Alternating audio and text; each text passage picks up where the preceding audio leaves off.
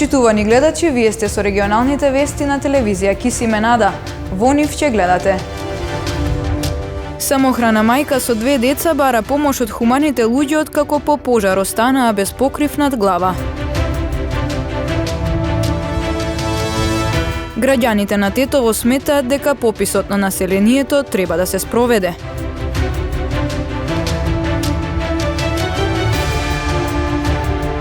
Драстичен пораст на спонтаните абортоси минатата година бележат гинеколозите во Гостивар.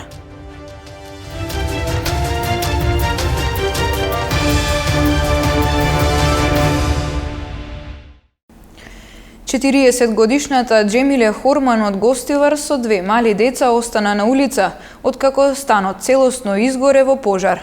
Самохрана мајка е невработена и нема можност сама да го врати покривот над глава. Бара помош од институциите, фирмите и хуманите граѓани. Самохрана мајка со 2 малолетни деца од Гостивар ги живее најтешките денови од својот живот. Џемиле Хорман остана без покрив над глава среде зима, откако станот целосно е изгоре во пожар. Ни се обрати со надеж дека институциите, фирмите, хуманите граѓани ќе и помогнат да го оспособи живеалиштето со основни услови, за да не остане надвор на студот со дечињата. Во еден пат збувна, доста имам трагедии и трауми со моите 2 сина, останав ни лево ни десно, по народ сум, на улици сум. Значи, моите 2 сина вака се бореа. Со мене исто така трауми имам, и децата и јас. Све ви изгоре, ништо све ми изгоре, да. Све, значи ништо немам ни кај да одам. Све, значи децата се со мене по улица. Едноставно барам од народот да се прехранам. Ми дабаат нормално, значи да си ги ранам тие деца, али на улица не се живее, сватите. Јас сум мајка на 2 деца. На улица не можам, значи да се живети во ова стање, да ми се помогнат кој како што може. Поголемиот син на Џемиле, 10-годишниот Рахман, е 4-то одделенец.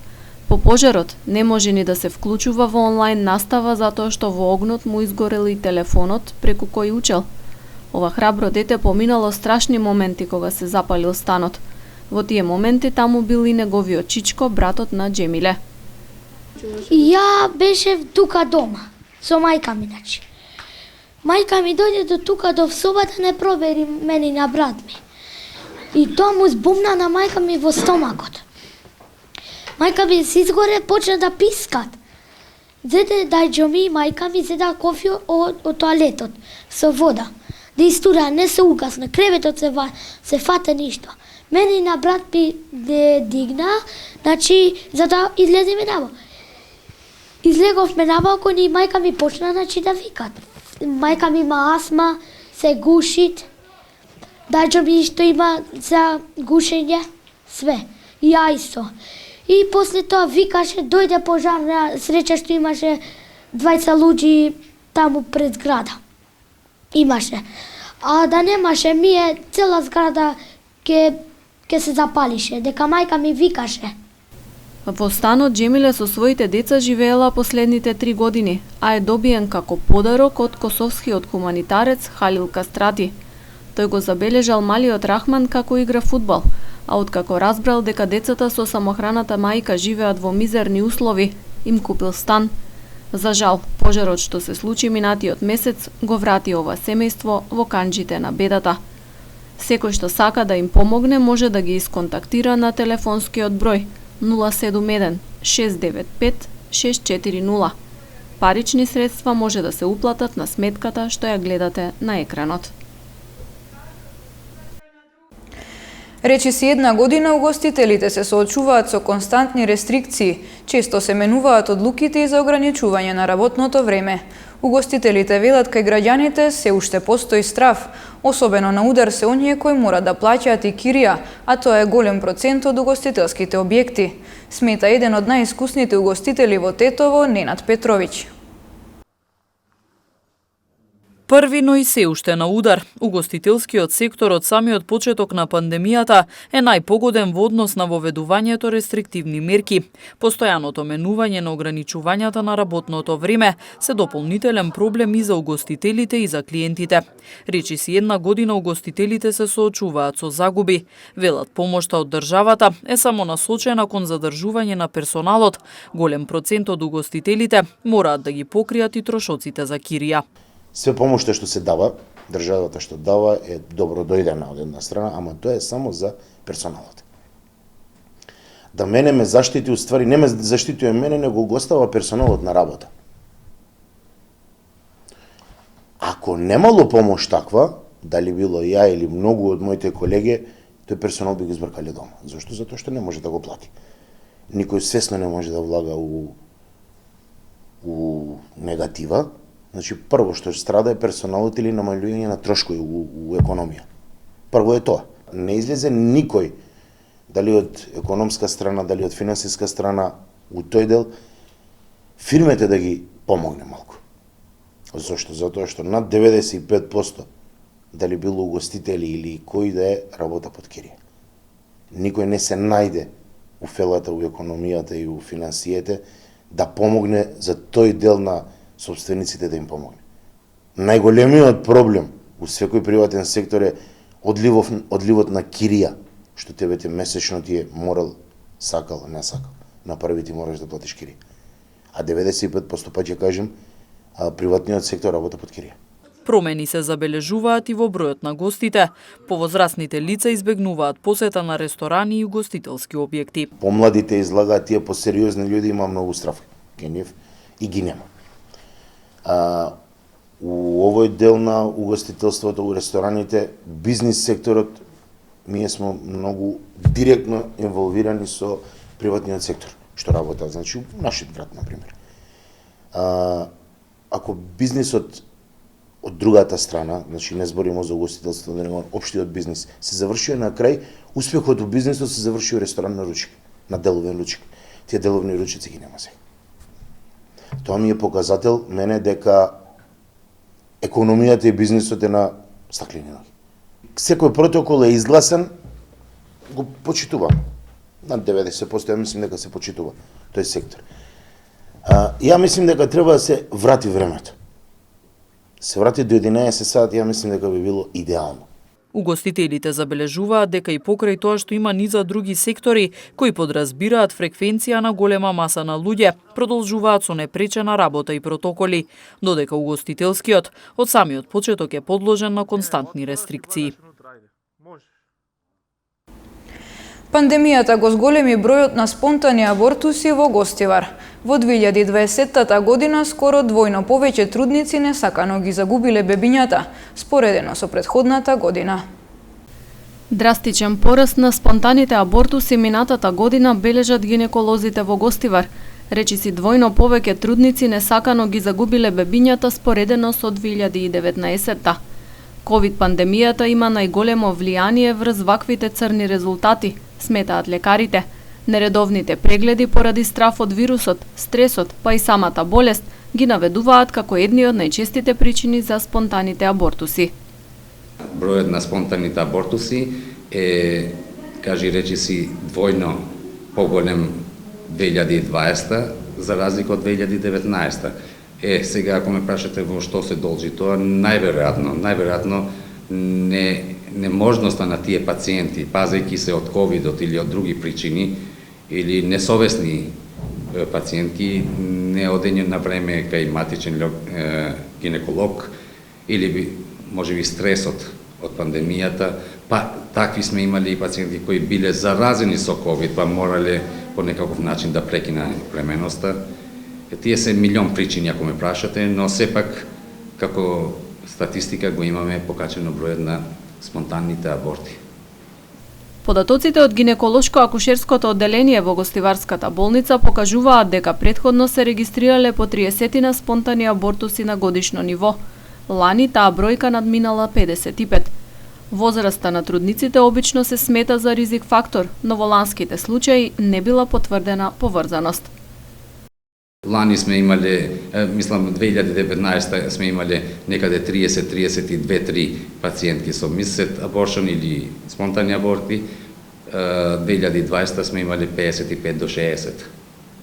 Тоа е приближната бројка сега.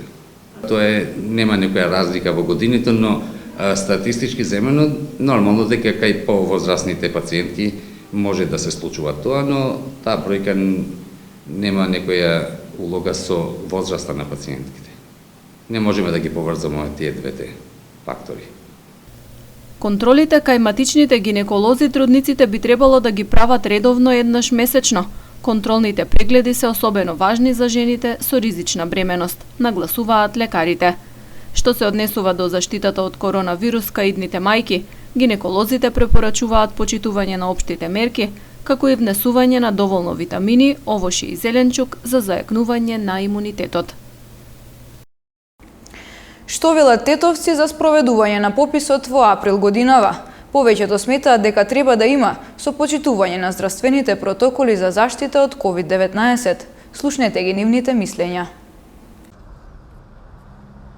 Поминаа речиси 20 години од последниот спроведен попис во земјава. Таквото организирано собирање на податоци во една држава е од клучно значење за понатамошното креирање на државните политики.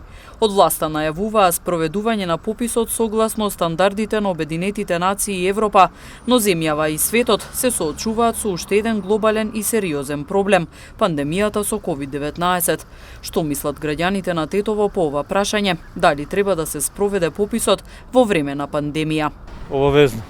Зошто? Па, важно треба да има некои податоци за ова држава.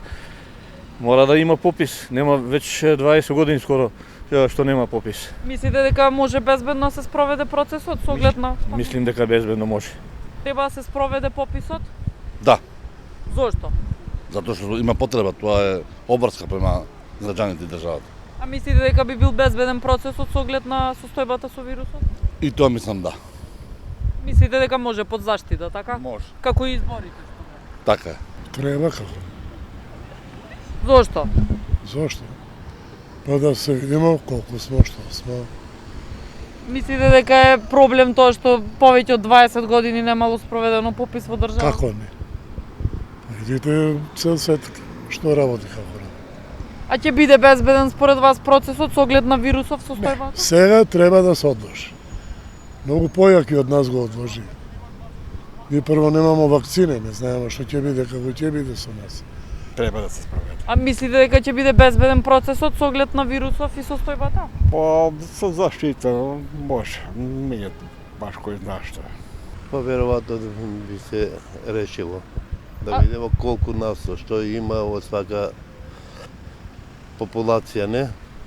А мислите дека може безбедно се спроведе процесот со оглед на пандемијава?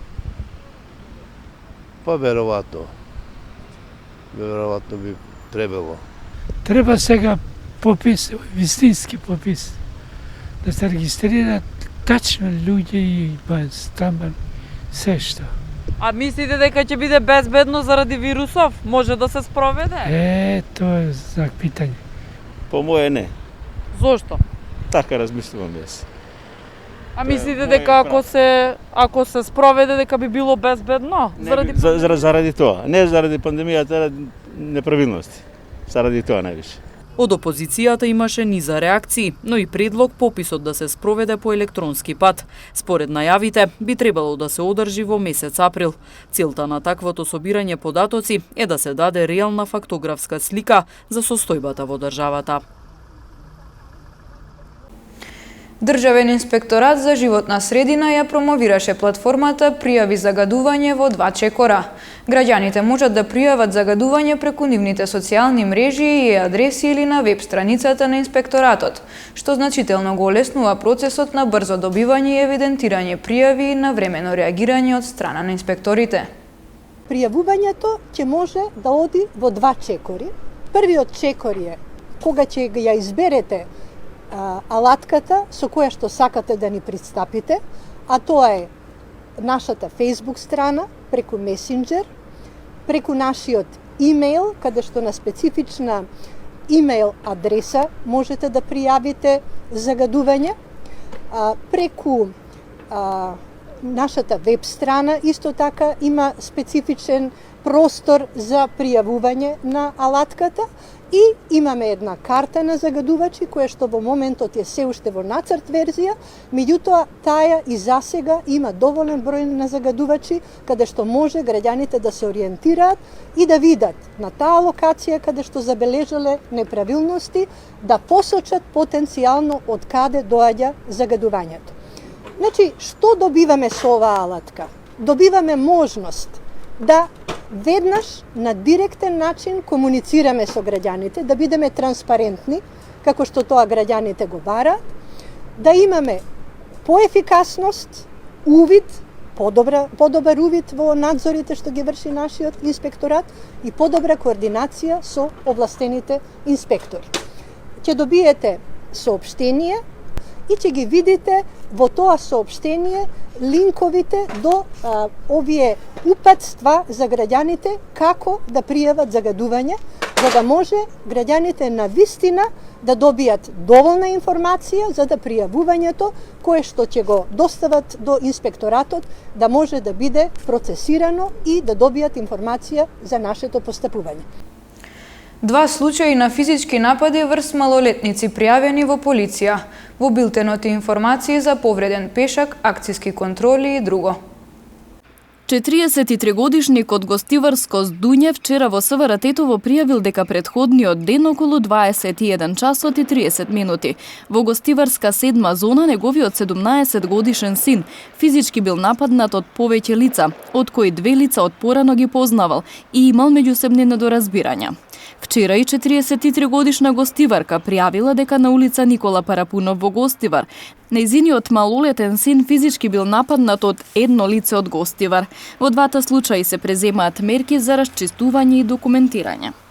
Вчера вечер на улица Живко Брајковски во Гостивар патничко моторно возило Пежо со гостиварски регистерски ознаки, што го управувала 51 годишна гостиварка, удрило во пешак 39 годишен жител на Гостивар.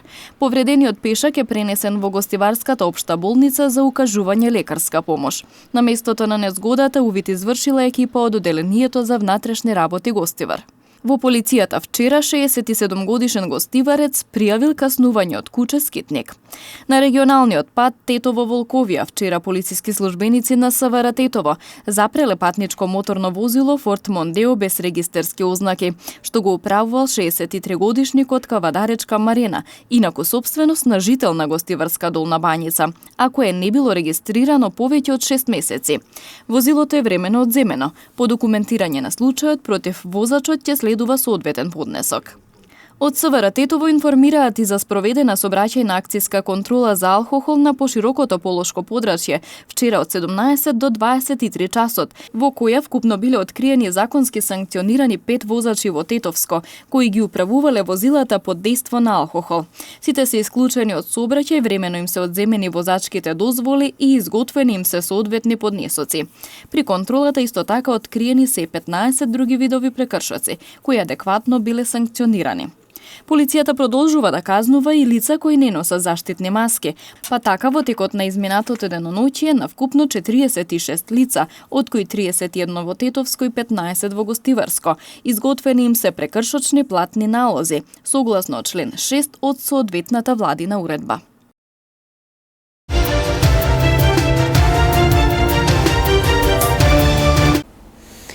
Кошаркарите на Гостивар изминатиот викенд не го одиграа првенствениот надпревар против Работнички и непланирано добија пауза од 10 денови пред надпреварот со Евроникел. Екипите од првата кошаркарска лига на Македонија повторно се соочуваат со проблемот наречен COVID-19. Од таа причина екипата на Гостивар не го одигра надпреварот од 13-тото коло против Работнички, бидејќи и скопската екипа пријави 2 позитивни членови на коронавирусот. Овој надпревар ќе добие нов термин за одигрување, откако екипата на Работнички ќе излезе од изолација. За во среда планирано беше и одигрувањето на одложениот надпревар против МЗТ Скопје во Гостивар, но и овој надпревар нема да се одигра, бидејќи терминот не беше прифатлив за гостинската екипа. Така гостиварци својот последен надпревар го одиграа минатата среда, кога на гостински терен го совладаа лидерот Пелистер со 115 спрема 111. а следниот ќе го одиграат престојниот викенд кога ќе гостуваат во Кавадарци кај екипата на Евроникел. Гостивар во моментов е на третата позиција на табелата со 7 победи и 3 порази. Веднаш позади Пелистер и ТФ-та кои имаат 2, односно 1 надпревар повеќе од гостиварци.